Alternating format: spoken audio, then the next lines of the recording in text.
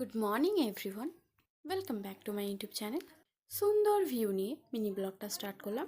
আজ যাব দিদির বাড়িতে।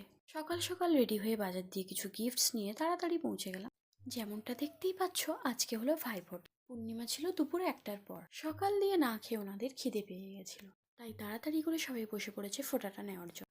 তাই বোন প্রথমে বড়দা, তারপর একে একে সবার ফোঁটা দিচ্ছিল। সেদিন ছিল আমার নিরামিষ।